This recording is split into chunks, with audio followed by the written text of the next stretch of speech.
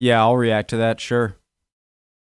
We're counting down our picks for the top 20 Americanisms. I'm sitting on my chair and one wheel is touching the ground. Bit dangerous, but that's what I've been doing the past few days. Okay, let's go. No, I'm fine. I'm good. How are you? Great. I always get tired after lunch. Apparently, some of you think that means I have diabetes. I don't think so.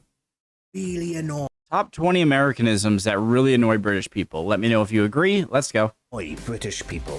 For this list, we'll be looking at phrases and words that citizens of the United States of America use that really frustrate the great British public.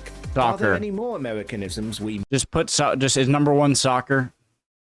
Missed that anger you? Let us know below. Before we begin, we publish new content every day, so be sure to subscribe to our channel and ring the bell to get notified about our latest videos. Number 20. Fanny pack. Matching fanny packs! Already we can hear UK teenagers and adults stifling a giggle at this, since a fanny pack provides a very different image in our noggins than it does for those across the pond. Famously called a bum bag over here, the fashionable item of the 80s was everywhere at one point, especially when Brits went abroad, as the pouches safely carried various currencies and whatnot, very convenient, suspended around the waist via a strap. Buying a fanny pack is inherently a fool's errand. Hands-free belt satchels. Initially, the pack was meant to be placed behind us, but that changed over time, and it was moved to the front to deter pickpocketers. For those that didn't know, for the US, fanny means backside, hence the change from the perfect British alliteration version. It's not a fanny pack. Number 19, winningest. Hold up, I coached the winningest glee club in history.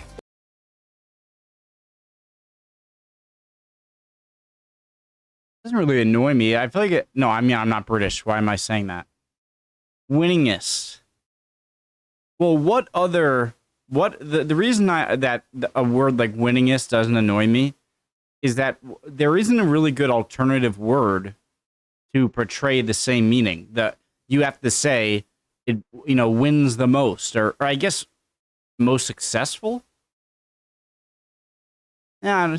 Over in Blighty, when we discuss topics like sports and those that have racked in many awards, we use terms like dominate, best, successful, or achieve the most wins. For example, Manchester United's legendary manager Alex Ferguson has won the most Premier League games. But in the US, they ruin this with the unsettling word winningest. Backed by popular demand, the all-time winningest family in the history of Pig and a Poke, the Frogers! So for them, Alex Ferguson is the Premier League's winningest manager. Gross. It's a very unpleasant word to the ear, so much so that some English grammarians despise it. And we can't really blame them. It sounds made up, and not something that should be in the vernacular. But sadly, it is. I win today. That makes 3, making me the winningest first-year freshman coach ever. Number 18, Z. What about Z? Oh, God. Okay. Z, the letter after Y. W, X, Y, Z, plan Z. It took me so long, like way longer than it should have. And I have a theory of why it took me so long to notice. I feel like I probably heard Z used before, but I figured it was just I didn't know they were talking about the letter Z when they said it, and I was just too lazy to find out. So, Here it is. yeah, this one was pretty new to me that you guys called it Z. So It's strange how even the English alphabet has taken on a different pronunciation in the US. Well, one letter, anyway. The one that's right at the end. The letter Z. Yet over there, for some reason, it's Z. Z, Z, Z, Z, Z, Z, Z, Z, Z. Z, Z, Z, Z, Z, Z, Z, Z, Z. Weirdly, pretty much every country that has English as its main language says Z. Only Americans have to be different. They even copyrighted the ABC song in 1835 to influence children to pronounce it as Z. Z.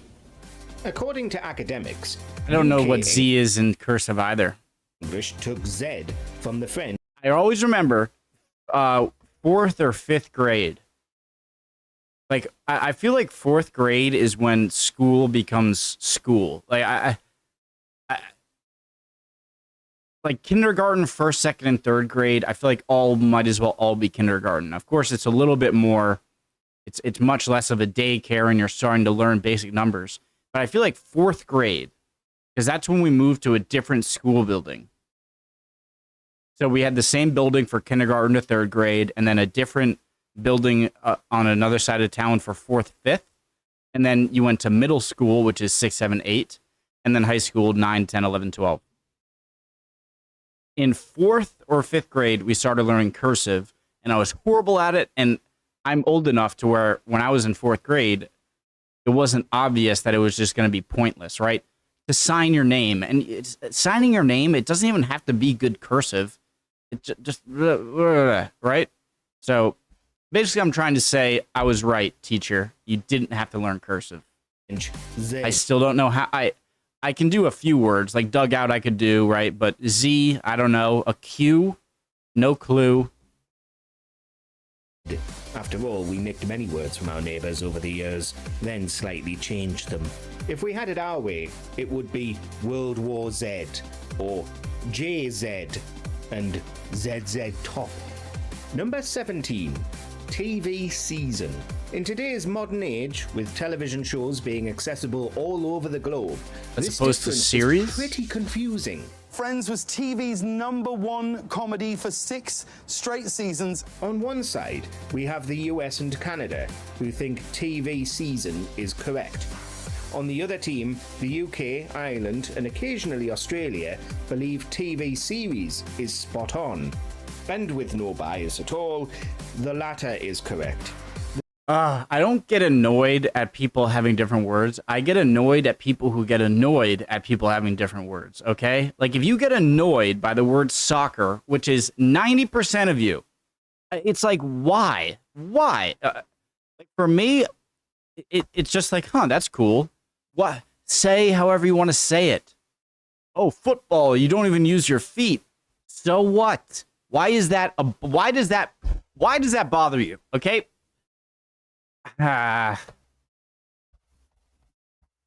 I'm annoyed. But yeah, never once has a way a person pronounced something or phrase been annoying to me. The North Americans refer to the whole program as a series, and specific episode releases as seasons. You know, like the weather or spicing food. Because, Brian, tonight we sup on the finest feast of the television season. It is the season finale of the Cadwalladers of Essex. They differentiate the grouping of episodes with Season 1, Season 2, and so on. For us, the collection of episodes is a series. So we go with first series, second series, etc. I'm going to guess that your main concern is the time commitment of watching an entire season of a new show. Number 16. I'm shook. That was amazing. Oh my god, I'm contradicting myself. Bruh, hate it. I'm dead to say that, like, oh, that was really funny. Hate it. Yeah, so I guess I'm contradicting myself. Never mind, sorry. Yeah, I'm shook. That should be up there too. I'm shook. Bruh. Stop it. Or like, I haven't seen him in a minute. Yeah, I'm dead. I hate it. Shook. That was amazing. I'm shook. Slang can be a useful tool to understand generations, but occasionally it can leak into the mainstream and graduate into a proper phrase. And that's the case with I'm shook and the slightly altered shooketh. Meant to be a past tense of shake, as in being startled by something. It sounds shaken weird to the British ear, which vastly prefers shaken. I'm shook. While the phrase has been around since the Hey, 1800s, I'm on the Brit side this time.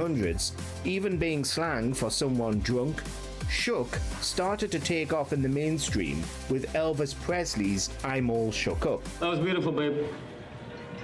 It's all shook up. Then, in the 1990s, thanks to hip-hop songs involving the term, it solidified its place in pop culture and won't leave. Number 15. Deplane. The British language has a vital word for getting off of public transport: disembark. It can be used for buses, trains, boats, and aeroplanes. Well, disembark kind of sounds like you're taking off. And deplane is pretty obvious. It's like you're getting off the plane. You're deplaning. Showing its vast versatility. It's pretty nifty that it covers so many aspects. However, apparently, it being a multi-use word was too handy for the US, as they decided to invent a one specifically for departing jets in the 1920s. Anyway, we're gonna have to deplane. What's deplane mean? That being deplane. Ugh.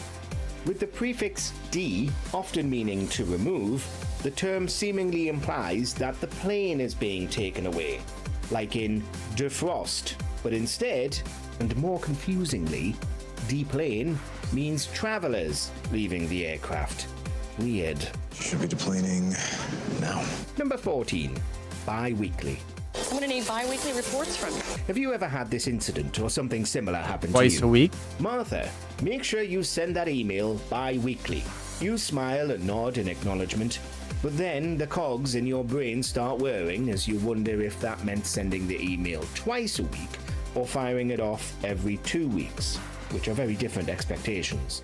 We can't. It's our bi-weekly puzzle night. If that sounds familiar, we don't blame you, since it's really confusing. What does that? Go back a bit. To you. Martha, make sure you send that email bi-weekly.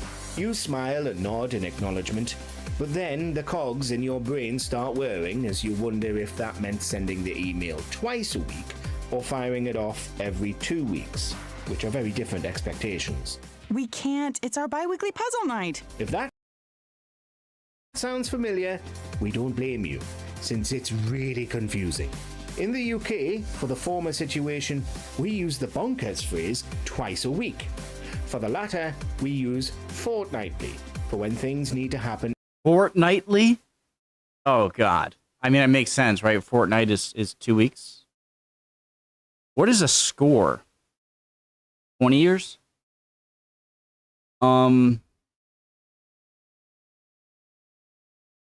Yeah, bi-weekly would kind of confuse me at first, right? Why not just say twice a week, right? But I definitely would, like, after a little bit of thinking, I'd be like, oh, so you mean twice a week. Bi-weekly, meaning every other week? I wouldn't go to that even at all quickly. Every couple of weeks. It just makes things nice and simple. Weekly, bi-weekly, interweek, intermediately. Number 13.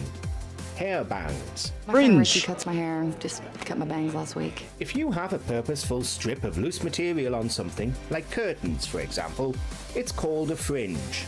As such, when you have a straight collection of flowing hair at the front of the face, covering the forehead, that too is called a fringe. Pretty easy to remember, unless you're American. Why don't you cut your bang? Over in the States and oozing into other countries thanks to US YouTube stylists, the fringe is referred to as bangs. People like Zoe Deschanel have become synonymous with the word bang. I like the word bangs though. Like, it's a cool word. Bangs, fringe. Bangs is a confusing term. That word typically means something that makes loud noises or something more adult in slang, which isn't ideal. Carrie, is Bridget's hair safe from bangs? For now. Number 12. Irregardless. Yeah. Okay. Is that like irregardless? Okay, that's pissing me off already. I don't even know what it means. Irregardless is just regardless. It's perhaps not. I'm gonna get pissed off if irregardless means regardless. Also, when people say The reason this one pisses me off, not irregardless. The reason that, oh my God, what is it? Oh, when people say I couldn't care less. No, sorry, I could care less. Think about that statement for 1 second. If you're trying to say I could care less by meaning I don't care at all, then I could care less doesn't make any sense.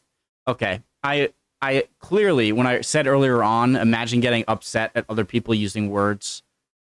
I do get upset. So that was fake. But yeah, if you do not care, it means you could not care any less. I couldn't care less. A more hotly debated word between linguistics and grammarians than irregardless. Irregardless! It's a shambles of a term. After all, it's a double negative, since the prefix ir means not, while the suffix less means without. Over in the UK, we stick with the time-tested regardless as William Shakespeare intended. Oh my God, people use irregardless. Oh, okay, that sucks. We assume. Irregardless, I am your god now. Irregardless has been in American vernacular since the early 1900s and has somehow been deemed a word by various dictionaries. Historians believe it could have been a portmanteau, a blending of the words irrespective and regardless. Imagine if someone puts regardless on the Scrabble board and then like someone, and you don't like the word irregardless, and someone just puts the ear right in front of it. Be mad, you know? But either way, the modern-day US term ignores this and instead substitutes regardless with it. But irregardless, I should have had immunity to all of this. Number 11. Chips. Chips. If there's one thing we can all agree on in the UK, crisps are great. It's a chip of a potato. It's a potato chip. It's a chip off a potato. So instead of saying potato chip, chip. I just hiccup burped, sorry. Also, I've said this before. Growing up, the only, like, I would always, like, I love fish and chips. I still do. I've eaten it many, many, many dozens and dozens of times. And I always just said fish and chips, and I did question sometimes. I don't think I said it out loud, but like, why do we order fish and chips rather than fish and fries, right? So I never really thought about it or figured it out until a bit later. Those little slices of crispy potatoes or other veggies smothered in spices are a delight and a national pastime. While we all argue which is the best flavor, over in the States, they can't even use the correct term.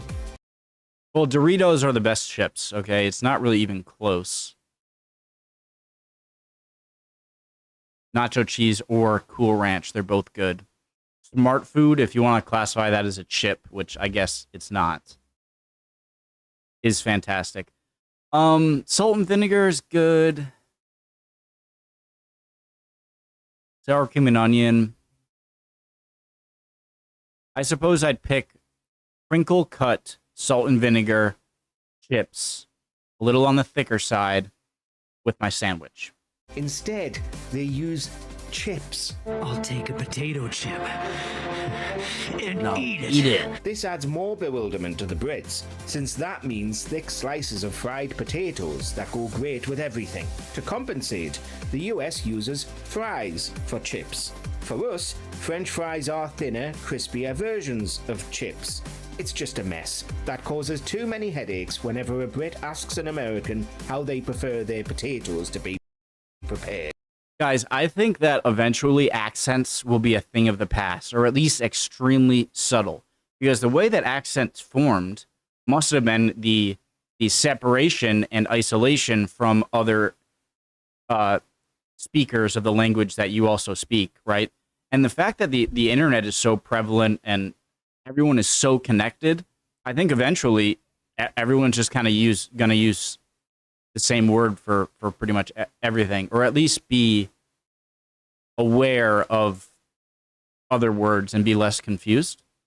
Fries are called chips. Chips are called crisps. Number 10. Did I say accents? I mean accents and slang.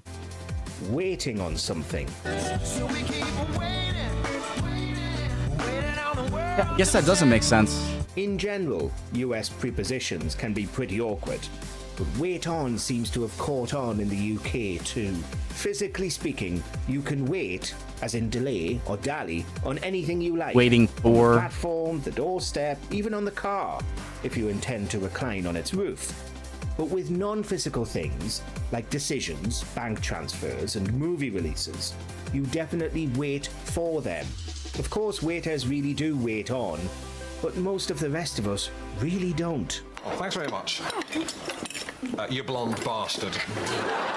Number 9. I have gotten.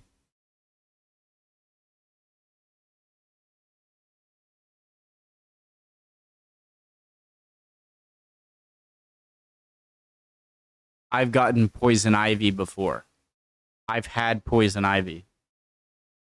See, I've had poison ivy. I'm just using poison ivy as an example.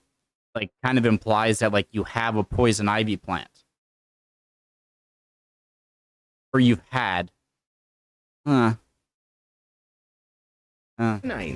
I have gotten. I mean, I had gotten out of control, and I didn't even realize it. If gotten were a noun, which it isn't, then you could conceivably have it. Maybe on toast or somewhere in your kitchen. But have we really gotten excited, anxious, or suitably irate? And when we splash out on designer t-shirts and tell our friends all about it the following day, we haven't gotten new clothes. We just got them. In fairness, most linguists agree that this sneaky suffix is rooted in traditional British English. Somehow saying I've got new clothes sounds less sophisticated than I've gotten. Barely, but it does make sense. I've got new clothes. I've gotten new clothes. Gotten. I've gotten tired of you. I've got tired of you. I've gotten tired of this. I'm getting. Right. Think ill-gotten gains, but it's mostly an American habit nowadays. Yes, might have gotten away with it too. It wasn't for these blasted kids. Love Scooby-Doo. Then you kids deserve a big thanks. Number 8. You do the math. Right. Let's do the math. This one just doesn't add up. Why study mathematics, plural, just to be told to do the math, singular? Given that this phrase is usually dropped at the end of a debate as some kind of all-conquering conversation ender and insurmountable point prover, we Brits can be quick to bristle whenever it's issued our way. We would suggest going back to school, but that throws up the whole college-university hoo-ha, and there just aren't enough hours in the day. Do the math. One way or another, it's a mathematical fact. It's like Vegas. Number 7. Which it is a kind of annoying thing. Like, do the math. As if, like, you've certainly got there, and it's just a matter of them doing the math, and they'll surely reach your conclusion. Pants are you wearing? Clumsy line of questioning on an X-rated phone line? Or innocent inquiry about another person's dress code? Just shut it and put your pants on! Of course, the underwear or trousers talk all depends upon which side of the Atlantic you're asking from. Interchangeable nouns can often lead expats to embarrassing situations. Remember, your car needs petrol unless it needs gas, which isn't the same fuel used for older style ovens. Sneakers are trainers, although there's nothing especially sly about them. And Band-Aid means plaster, but it's also a seminal 80s charity. It sounds like you're a house. Oh, just plastering my finger here. Single. In case you... Band-Aid means plaster, but it's also a seminal 80s charity single, in case you forgot.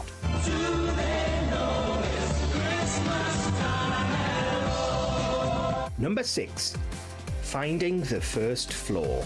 To another small but ground floor. significant difference between British and American English, and one which, having crept over from the States, can cause understandable confusion in the UK. In hotels, when you walk into we a use building at ground. street level, you are on the ground floor, not the first floor. The first floor is one flight of stairs upwards, but the Americanism says that that level is the second floor. It's not, but you can start to see why it's vital that the lift is in full working order. Number 5. Have a nice day. Thanks. Have a good day. Don't tell me what to do. In general, most Brits balk at America's apparently unbridled enthusiasm, but it's difficult to criticize their commitment to peppy customer service. But phrases like good job and have a great day can sound Say like have a good one. forced and insincere when muttered with the moodiness of a Brit cold caller.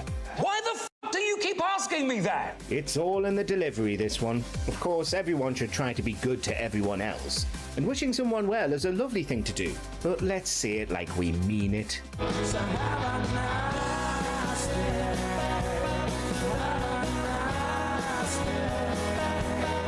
Number 4. What's the alternative? Quite, right?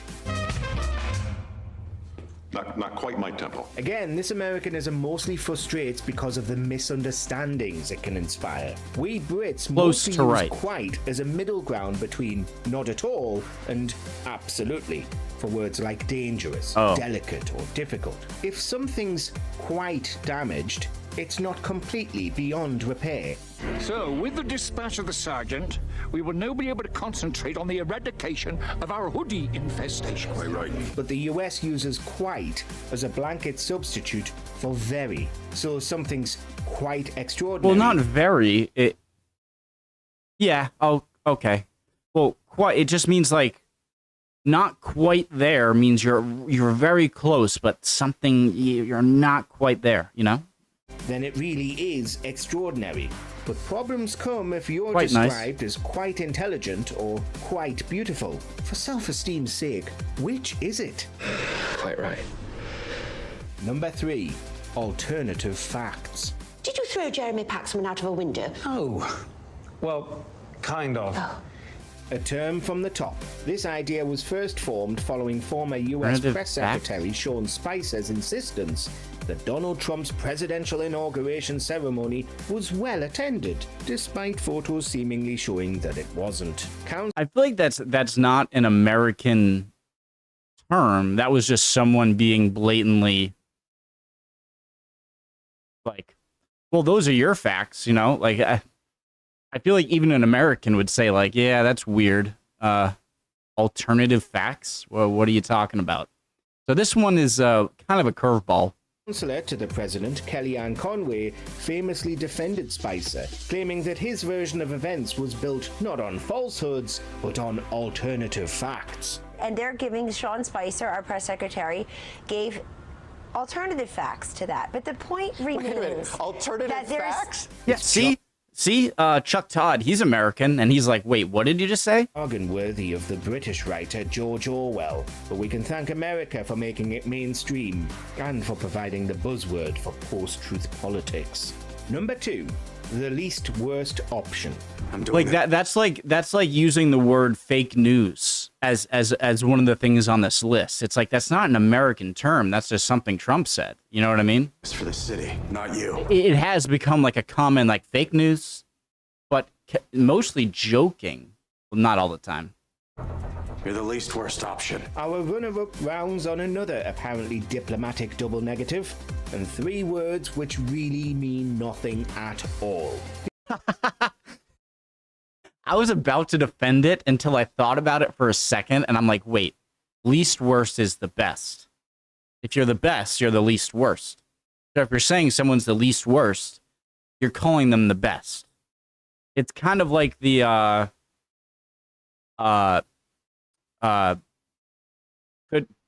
could care less, right? It's like the same thing. It's like that doesn't make any sense. But I immediately get the meaning. It's like I don't like you, but you're at least better than this option. Because what can a least worst option ever really be? If there's something worse than the worst possible something, then the first worst something was never the worst in the first place. It was the best. A better bad idea than this? This is the best bad idea we have, sir. By far. It's pretty simple, really. Anything that's less worse than anything else can't possibly be labeled the worst, and the least worse of those things that are less worse is actually the best option available. Hallelujah. Like, I think I've heard the term, like, democracy is the... It's like, it's not... It's... I don't know. Number 1, I could care less. Oh, thank God! Thank God! Oh my God, they didn't put soccer in the list. Yeah. Oh, I hate this one. I hate it. I could care less. I just want to do my job. Delivered when someone's past the point of caring. I would love to go back in the video of when I was like, imagine getting annoyed and then, oh. And if you've stuck with this video, then this presumably isn't you, so bravo. I couldn't care less makes perfect sense. Absolutely. Use 2 letters and an apostrophe, however, and it definitely does not. It literally means like, I do actually care a little. I really couldn't care less. I could care less implies that there's still some caring to be had. Agreed. Which is really what the person speaking wants to convey. I could care less is like conceding that worse things have happened. But with regard to American English, could care less. they rarely have. Because that, as an expression for not or hardly caring, just makes no sense. Do you agree with our picks? Check out these other great clips from Watch Mojo UK and subscribe. The for only more one is the great alternative content. facts where I'm like, yeah, I agree. That was crazy. And I absolutely agree with that. I could care less. Very interesting. I'd like to hear you guys. That was 18 minutes. Love to hear you guys take on any comments. Would love to see them down in the comment section. That's where they go. Hope you guys are doing well. I'll see you next time. Bye, guys.